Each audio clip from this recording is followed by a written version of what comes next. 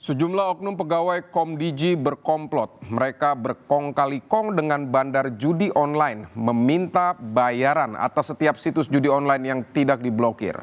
Lantas bagaimana bisa oknum pegawai Komdigi leluasa menyalahgunakan wewenangnya memelihara ribuan situs judi online, bukan memblokirnya? Ikuti liputan jurnalis Kompas TV Benediktus Aditya. Biaya yang disetorkan antara lain itu 23 sampai 24 juta rupiah per web per bulan. Kecanduan judi online itu bukan hanya masalah perilaku, tapi juga ada gangguan yang terjadi di otak bagian depan orang tersebut. Sehingga misalnya orang tersebut memang sudah pengen berhenti, sudah ingin berhenti, tapi dia tidak bisa menghentikannya karena otak bagian depannya sudah rusak.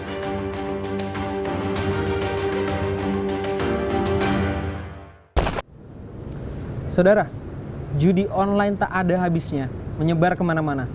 Ternyata ada sejumlah oknum di Kementerian Komunikasi dan Digital terlibat melindungi situs judi online. Bukannya memblokir, mereka malah memelihara situs judi online ini untuk meraup cuan. Lantas, bagaimana bisa mereka leluasa melindungi situs judi online ini? Simak penelusuran saya di Gelar Perkara. Inilah oknum abdi negara yang seharusnya melindungi masyarakat dari gempuran situs judi online, tapi malah berkong kali kong dengan bandar judi online. Ribuan situs judol yang seharusnya diblokir malah dibiarkan demi meraup uang. Dari kasus ini, 10 tersangka pegawai Komdigi telah ditangkap. Sementara itu, polisi berturut-turut membekuk tersangka B, BK, HF, dan HE. Mereka merupakan bandar judi sekaligus pemilik ribuan situs judi online.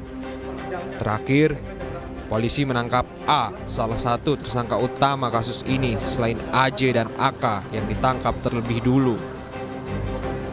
Tersangka A alias M ini merupakan puzzle terakhir ya, kepingan segitiga. Ya, sebelumnya tersangka yang sudah ditangkap, tersangka A, kemudian tersangka AK, nah ini yang terakhir tersangka AM, A alias M. Sampai dengan saat ini, dalam penanganan kasus perjudian online ini sudah ditangkap 23 orang tersangka. Awalnya, kasus ini terungkap saat polisi menyelidiki web judi online Sultan Menang. Polisi menemukan peran oknum pegawai Komdigi yang membantu web ini agar tidak diblokir. Hingga pada 1 November, polisi menggeledah sebuah ruko di Grand Galaxy, Jakasetia, Bekasi. Kantor ini dijalankan 3 tersangka dari Komdigi, AJ, AK, dan A. Ketiganya berwenang mengatur pemblokiran situs judol. Dari 5.000 situs judol, hanya 4.000 situs yang dilaporkan pada tersangka lain di Komdigi untuk diblokir. Sementara 1.000 situs judol dilindungi dan dipelihara sebagai tambang uang. Dari 5.000 itu tergantung juga Pak, karena bisa ada yang masuk, bisa ada yang enggak. Yang masuk apa? Yang dilaporkan. 4.000-an, berarti yang 1.000 kenapa nggak dilaporkan? Di itu Pak, di Bina. Hah? Di kita Bina juga Pak. Di Bina. Para bandar judi online menyetor 24 juta rupiah untuk satu situs per bulan pada tersangka AK agar situs judolnya tidak diblokir. Tersangka AK lalu menyetorkan uang tersebut pada tersangka lain di Komdigi. Biaya yang disetorkan antara lain itu 23 sampai 24 juta rupiah per web per bulan.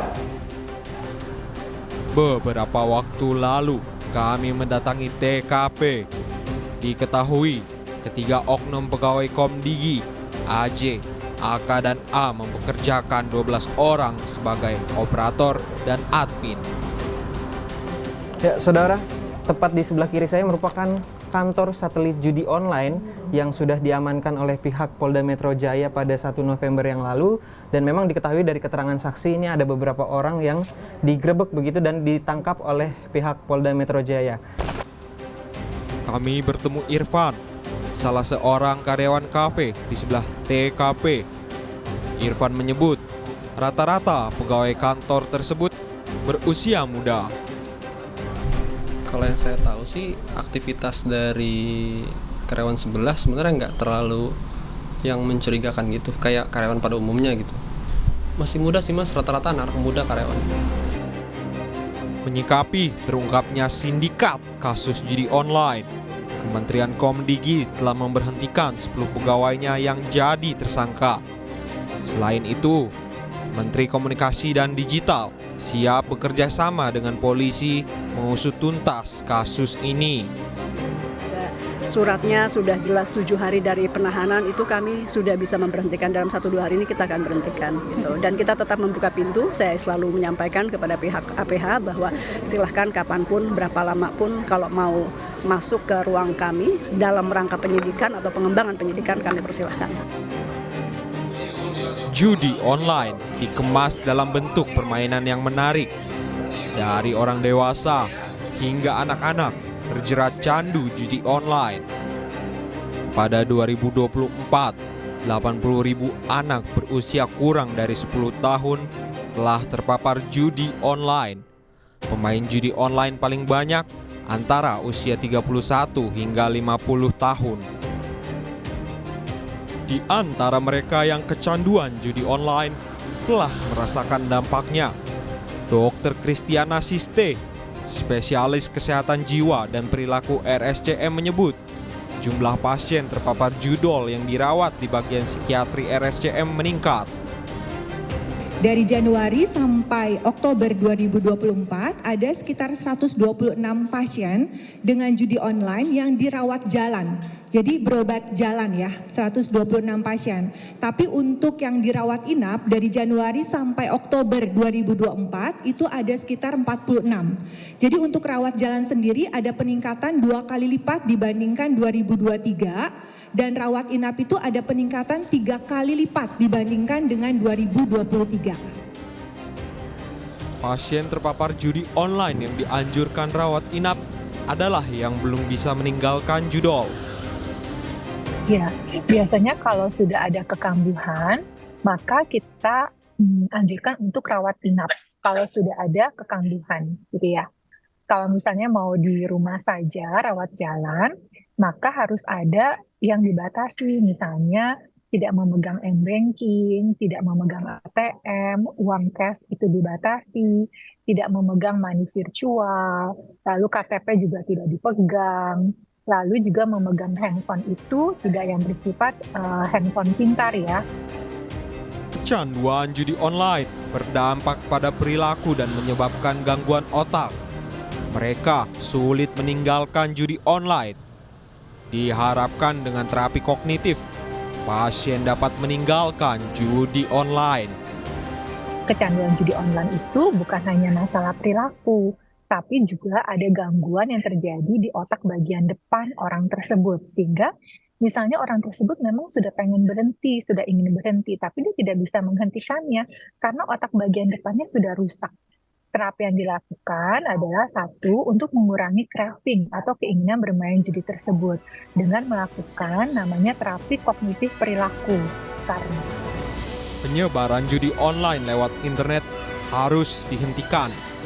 Diharap pihak berwenang memulihkan persoalan di dalam Kementerian Komdigi secara menyeluruh. Pengamat kebijakan publik menilai, bisa jadi kasus buka tutup situs judi online merupakan kejahatan terstruktur. Memang bisa saja ini merupakan satu kejahatan sifatnya terstruktur dalam birokrasi, karena ini kan sifatnya dalam lingkup birokrasi, Mas, di mana kemudian di situ namanya birokrasi itu ada sistem. Sistem itu menyangkut sistem tata kelola, sehingga ASN ini tidak bekerja sendirian, tetapi merupakan satu sistem dalam sebuah birokrasi, sehingga mesti ada perintah, Mas, ada komando yang menuntut atau memerintahkan menginstruksikan kepada mereka situs-situs mana yang diblok. Oke, situs-situs mana yang perlu diselamatkan itu kan. Selain itu, pakar IT menyebut ada persoalan serius pada sistem pengawasan dalam Kementerian Komdigi. Manusia sebagai operator menjadi bagian terlemah dalam sistem pengawasan situs-situs terlarang. Oke, jadi sebenarnya ini adalah masalah kontrol. Jadi masalah audit, masalah kontrol, di mana ada satu wewenang yang diberikan kepada satu tim di Kominfo, lalu mereka melakukan tugasnya. Nah, tetapi perlu diawasi.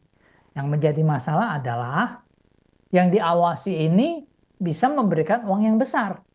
Dan ketika satu sistem sangat baik, yang akan diserang adalah titik terlemahnya adalah manusia. Dan itu sangat sulit. Sistem yang semahal dan sebaik apapun, jika operatornya yang diserang, yang masuk angin, sistem itu akan jadi tidak berguna. Agar kasus serupa tidak berulang, perlu ada keterbukaan informasi dari Kementerian Komdigi pada masyarakat terkait situs judi online. Jadi Kominfo kan punya web crawler, tiap hari katanya ada 5.000 situs yang diblok, ya kan? Terbuka saja ke masyarakat. Nih 5.000 situs yang kami deteksi dan kami blokir. Umumkan di situsnya Kominfo, ini situsnya. Sehingga masyarakat bisa melakukan kontrol. Ini sudah kami blokir, ya kan? Lalu masyarakat akan lakukan kontrol. Dan di dalam unsur masyarakat itu kan banyak organisasi-organisasi IT yang mengerti dan independen. Perlu upaya serius dan perbaikan sistem yang konkret dari Kementerian Komdigi agar kasus buka tutup situs judi online tak terulang lagi. Peran masyarakat diperlukan untuk mengawasi dan melaporkan situs judi online agar iklan dan situs judi online seperti ini benar-benar bisa diberantas tuntas. Benediktus Aditya, Junaidi Saputra, Kompas TV, Jakarta.